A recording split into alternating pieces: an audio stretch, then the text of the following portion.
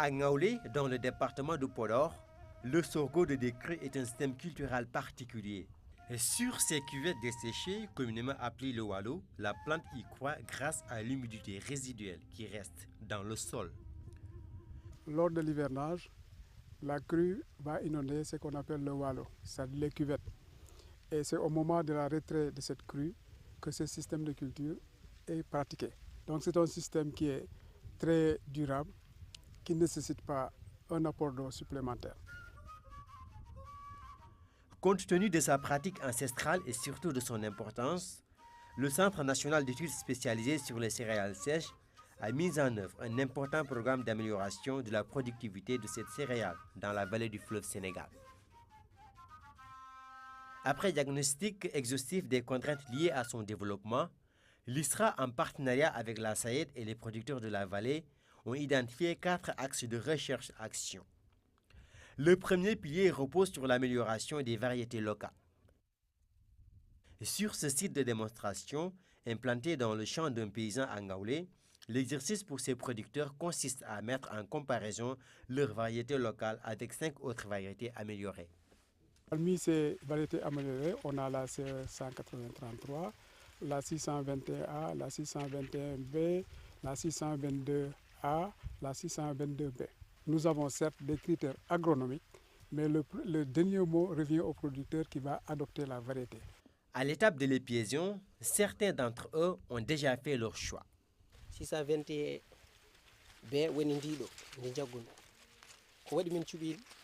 nous préférons la 621A et la 621B. C'est de bonnes variétés. Leurs graines sont denses, leurs tiges vigoureuses et leur croissance rapide. À une différence près, les deux variétés se valent. Une autre contrainte levée par ce programme WAP, le non-respect des écartements de semis par les producteurs. Ici, l'objectif visé par ISRA est l'amélioration du rendement. À cet effet, la variabilité de la géométrie de semis est minutieusement étudiée par les acteurs. Les écartements de semis varient entre 1,20 m et 60 cm. Il y en a qui font 1 m sur 1, d'autres 90 cm sur 90. Nous avons constaté que l'écartement de 60 sur 60 n'est pas du tout productif.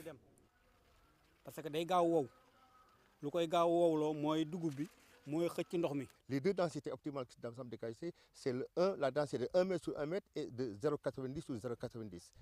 Un autre aspect non moins important, la fertilisation des terres et le traitement des semences.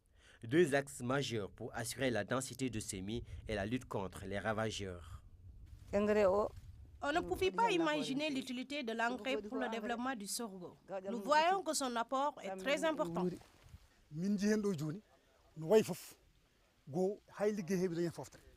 Nous avons acquis de bonnes pratiques et cela nous a permis d'avoir de très bons rendements.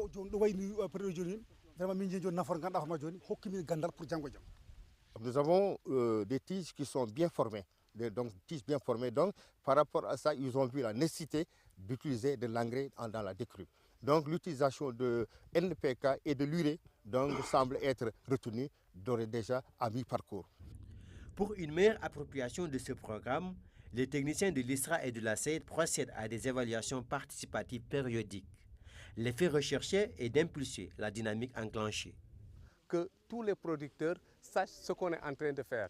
Parce que dans leur zone, ils ont leurs pratiques qui les ont propres. Donc s'ils voient ça par rapport à ce qu'ils faisaient, ils sont en train de voir si réellement, par rapport à ce qu'ils faisaient sur le terrain, dans leur zone, si la pratique qu'ils ont vue sur place est meilleure. Et ça, c'est à visu qu'ils vont le constater sur place. Avec les vérités qu'ils ont amenées, avec les écartements qu'ils nous ont montrés, hein, et les ingrédients qu'on a mis là-dedans, à partir de là, on va essayer de faire notre choix sur ces thèmes techniques pour pouvoir choisir là où on aura plus de rendement. La finalité, c'est donc de booster, disons, la culture du sorgho de décrue sur un système qui ne demande pas beaucoup d'investissement, qui ne demande pas beaucoup d'intrants et qui, au fond, une fois exploité, en tout cas amélioré, peut en tout cas aider un peu à booster, à accroître la productivité céréalière. Le sorgho de décrue a une importance capitale dans l'alimentation des populations de la vallée.